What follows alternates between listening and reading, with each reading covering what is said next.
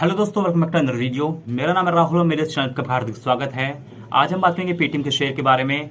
Paytm का share पिछले एक महीने से लगातार क्रैश कर रहा है और पिछले एक महीने में लगभग 56% की वैल्यू क्रैश हुई है। यानी अगर आपने एक महीने पहले पेटीएम के शेयर में 1 लाख रुपए लगाए होते तो 56,000 की वैल्यू आपकी घट गई होती, माइनस हो गई होती। तो आप समझ सकते हैं कितना वॉलेटाइल स्टॉक है, कितना रिस्की स्टॉक है पेटीएम का शेयर। बात करें पेटीएम का शेयर क्रैश क्यों कर रहा है, तो उसकी बेसिकली वजह है Paytm payment bank. Paytm payment bank में आरबीआई ने 30 ऐसे सवाल प्रस्तुत किए हैं जिसको आंसर देना है पेटीएम को कि जो उनकी ट्रांसपेरेंसी है वो रूल्स एंड रेगुलेशन को फॉलो नहीं कर रहे हैं, जिसकी वजह से पेटीएम पेमेंट बैंक पर रोक लगाई गई है।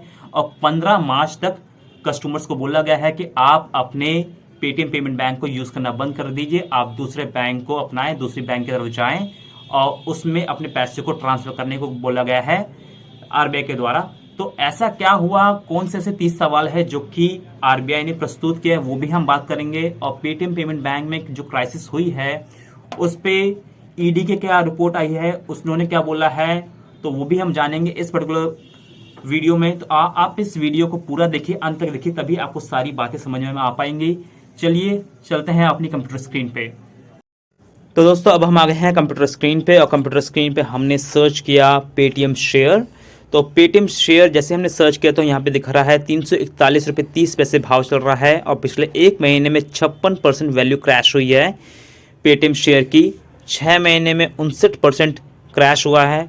तो पेटीएम का शेयर लगातार क्रैश करता जा रहा है। पिछला जो ट्रेडिंग सेशन था उसमें अपर सर्किट लगा था 5% का, एक साल में माइनस 45.87% क्रैश हुआ है।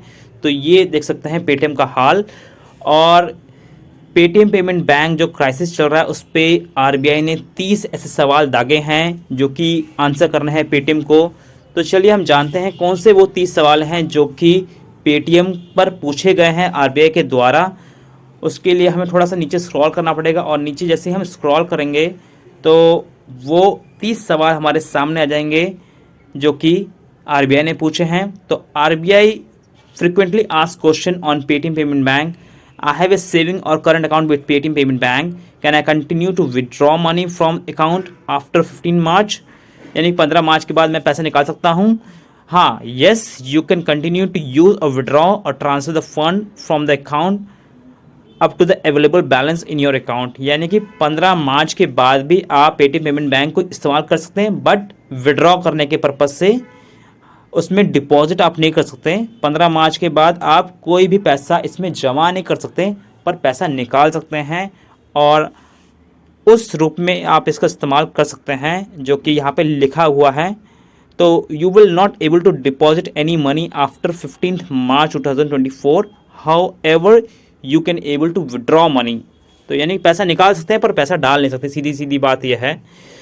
दूसरा सवाल यह है कि my salary is credited into this account of Paytm payment bank, can I continue to receive my salary in this particular account. तो आंसर है नो। अगर आपकी सैलरी इसमें आ रही है तो आप इसमें सैलरी नहीं रिसीव कर पाएंगे 15 मार्च 2024 के बाद। उसके लिए आपको दूसरा बैंक देना पड़ेगा सैलरी वाले को, अपने एम्प्लॉयर को। थर्ड क्वेश्चन है, I am expecting a refund in my account with Paytm payment bank after 15 March 2024, can this refund be credited. तो आंसर है यस, आपको कोई भी रिफंड है, कैशबैक है, वो आपको मिलेगा 15 मार्च के बाद भी। Can I still pay my monthly bill, electricity bill, phone bill etcetera. तो जो भी आपके मैंडेट्स हैं, विड्रॉवल रिक्वेस्ट हैं, वो कंटिन्यू होंगी 15 मार्च के बाद भी। यानी कि अगर आप इलेक्ट्रिसिटी बिल पे कर रहे हैं पेटीएम पेमेंट बैंक के द्वारा तो आप वो कर सकते हैं 15 मार्च के बाद भी। अगला सवाल है कि आई have A FASTag issued by Paytm Payment Bank. Can I continue to use it to pay toll after 15 March 2004? तो आंसर है yes. You can continue to use your FASTag to pay toll up to available balance. यानी जो भी आपका available balance है उससे आप पे कर सकते हैं FASTag को। However, no further funding और टॉपअप नहीं कर सकते हैं 15 मार्च के बाद। यानी कि सीधी सीधी बात ये हो रही कि 15 मार्च के बाद आप कोई भी डिपॉजिट नहीं कर सकते हैं, कोई भी फंडिंग नहीं कर सकते हैं। What will happen to deposit maintained with the partner bank through sweep-in or out arrangement after 15 March? The existing deposit of Paytm Payment Bank maintained with partner payment bank can be brought back to the account with Paytm Payment Bank such sweep in for the purpose of making available the balance for withdrawal. तो ये सारी चीज़ें दिख रही हैं। I receive subsidy और certain direct benefit transfer link to my Aadhaar from the government in this particular account, can I continue to receive this account.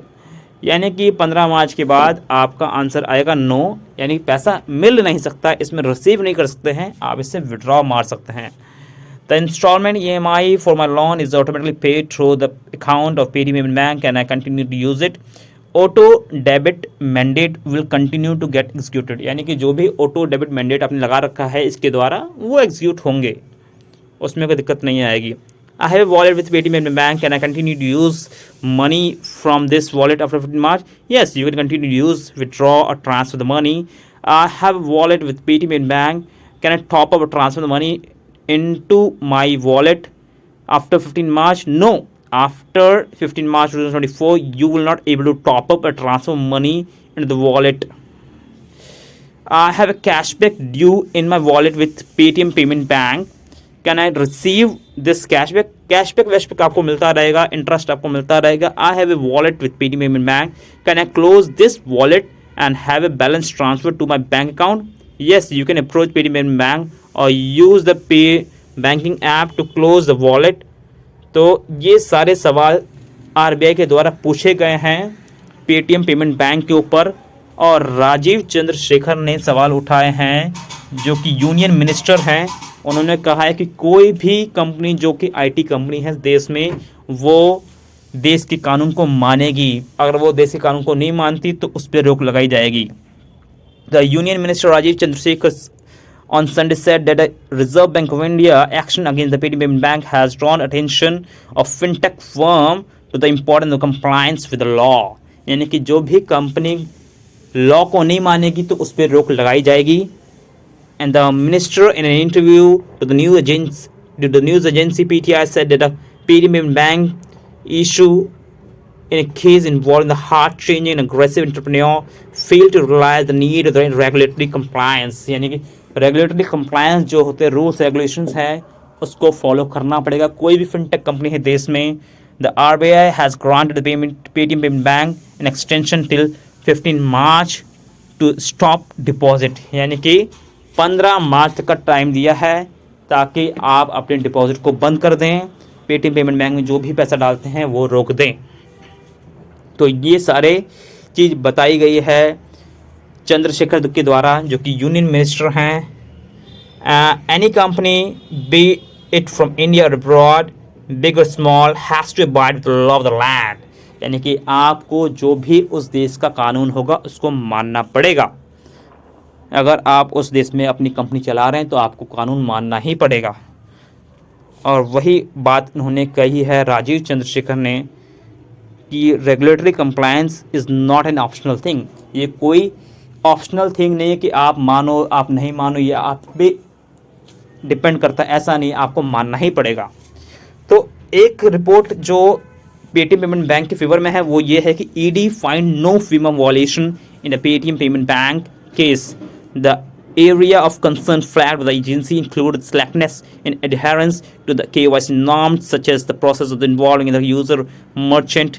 तो ED जो है इन्फोर्समेंट डायरेक्टर, उसने कोई भी ऐसी वॉलेशन नहीं देखी जो कि पेटीएम पेमेंट बैंक में हो।